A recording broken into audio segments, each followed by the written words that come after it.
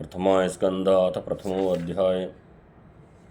एक बार भगवान विष्णु एवं देवताओं के परम पुण्यमय क्षेत्र निमसारण्य में शौनकादि ऋषियों ने भगवत प्राप्ति की इच्छा से सहस्त्र वर्षों में पूरे होने वाले एक महान यज्ञ का अनुष्ठान किया। एक दिन उन लोगों ने प्रातःकाल अग्निहोत्रादि नित्य कृत्यों से निवृत्त होकर सूत जी का पूजन किया और उन्हें ऊंचे आसन पर बैठाकर बड़े आदर से प्रसन्न किया। ऋषियों ने कहा, सूत जी, आप निष्पाप हैं। आपने समस्त इतिहास, पुराण और धर्मशास्त्रों का विधि पूर्वक अध्ययन किया है तथा उनकी भली भांति व्याख्या भी की है। वेद वेदताओं में श्रेष्ठ भगवान बादरायण ने एवं भगवान के सगुण निर्गुण रूप को जानने वाले दूसरे मुनियों ने जो कुछ जाना है, उन्हें जिन विषयों का ज्ञान है, वह सब आप वास्तविक रूप में जानते हैं। आपका हृदय बड़ा ही सरल और शुद्ध है, इसी से आप उनकी कृपा और अनुग्रह के पात्र हुए हैं। गुरुजन, आपने प्रेमी शिष्य को गुप्त से गुप्त बात भी बता दिया करते हैं। आयुष्मान, आप कृपा करके ये बतलाइए कि उन सब शास्त्रों, पुराणों और गुरुजनों के उपदेशों में कलयुगी जीवों के परम कल्याण का सहज साधन आपने क्या निश्चय किया है। आप संत समाज के भूषण हैं। इस कलयुग में प्राय लोगों की आयु कम हो गई है, साधन करने में लोगों की रुचि और प्रवृत्ति भी नहीं है। लोग आलसी हो गए हैं, उनका भाग्य तो मंद है ही, समझ भी थोड़ी है। इसके साथ ही वे नाना प्रकार की विघ्न बाधाओं से घिरे हुए भी रहते हैं। शास्त्र भी बहुत से हैं, परंतु उनमें एक निश्चित साधन का नहीं, अनेक प्रकार के कर्मों का वर्णन है। साथ ही वे इतने बड़े हैं कि उनका एक अंश सुनना भी कठिन है। आप परोपकारी हैं, अपनी बुद्धि से उनका सार निकालकर प्राणियों के परम कल्याण के लिए हम श्रद्धालुओं को सुनाइए, जिससे हमारे अंतःकरण की शुद्धि प्राप्त हो।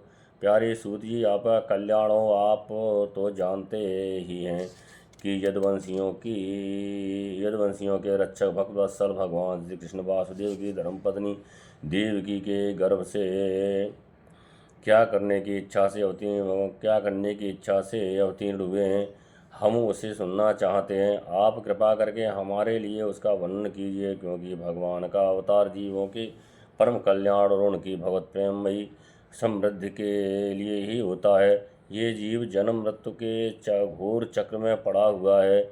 इस स्थिति में भी यदि वह कभी भगवान के मंगलमय नाम का उच्चारण कर ले तो उसी क्षण उससे मुक्त हो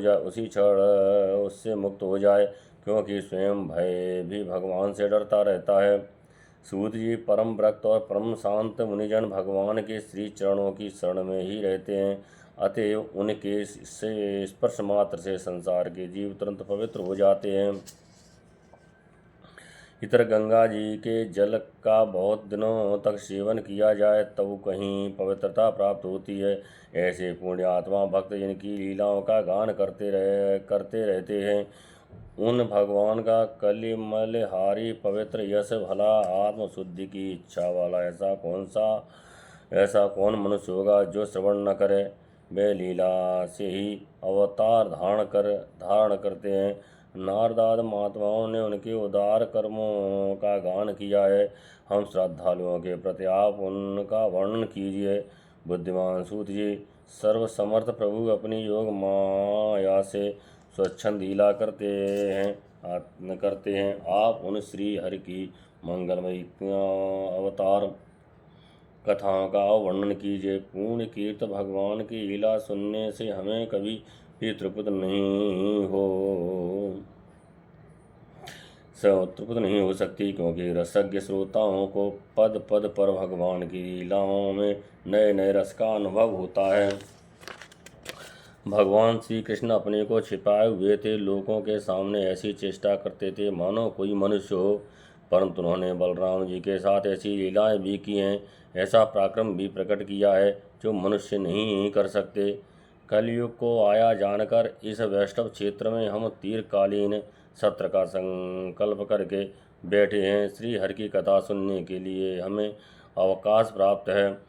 यह कलयुग अंतःकरण की पवित्रता और शक्ति का नाश करने वाला है।